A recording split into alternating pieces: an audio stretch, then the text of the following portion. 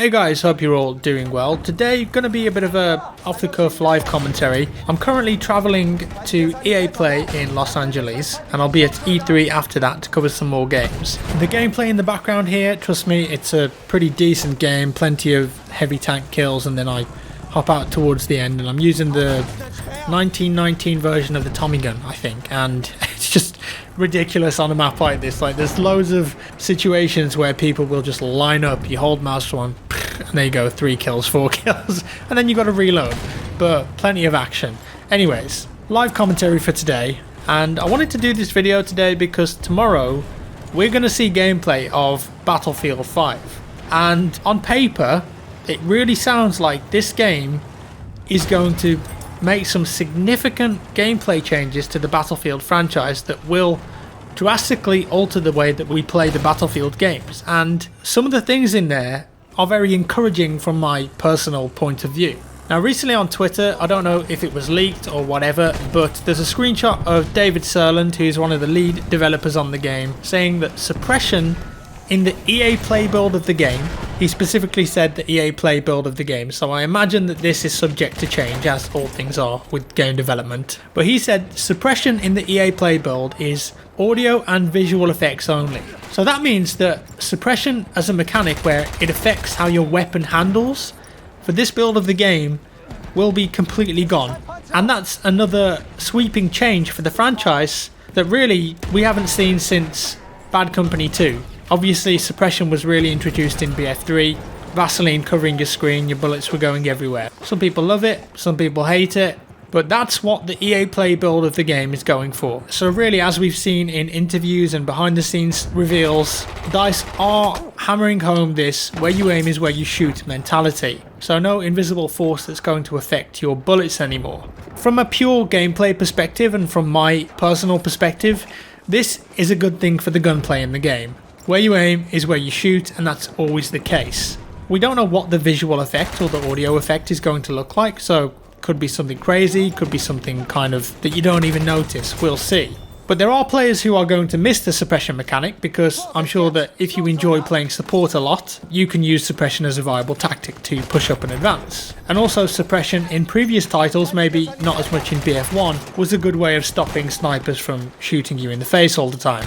So there are some positives and negatives here. Overall, in my opinion, this is a positive step for the franchise, and I'm glad that suppression, at least in the EA Play build, will be visual and audio only. Of course, I'll be playing the game at EA Play and hopefully uploading some videos for you guys, so stay tuned to the channel tomorrow. There's going to be some big things coming up. But how do you guys feel about the suppression thing? Good thing that it's going away, or bad thing? Let me know in the comments below. Maybe there's other ways that suppression could be used in the game. For example, think about what effects could be applied to a soldier that was suppressed that weren't only audio and visual, and effects that didn't change the way your gun handles either. Have a think about that one. Now, the other key changes, stuff like attrition. You're going to spawn with much less ammo, so maybe you can get in a couple of squad fights and then you're going to need to get some ammo. So whether that's from a support player, or whether that's from a supply depot that you can build, or whether that's from looting an enemy on the ground, you're going to need to find ammo. Same for the health as well, you'll no longer auto regenerate all the way back to full health. To do that, you're going to need to find a medic or a supply station and go and physically pick up with an animation, a med pack to get yourself back up to 100 HP. Ragdoll's a server side, you can drag bodies around now, very cool. Fortifications, you can build stuff in a Battlefield game like sandbags and foxholes and machine gun nests and cannons and ladders. That's awesome. And I think if DICE pull that off and it's not gimmicky or cookie cutter, it could be a new pillar in the franchise for Battlefield. The old conquest system confirmed to be coming back, so add that on top of the new fortification system, and holding onto flags is going to be a key objective for all of the players in the game. If you capture a flag, boom, you can fortify it. You can add things that weren't there. You can make a true front line, and it means that that flag is going to be worth so much more to your team, and also the enemy team are going to want to get that. Big changes to the gunplay too. Random deviation, they say, is almost completely gone, and now instead we've got predictable recoil patterns that can be learnt and mastered.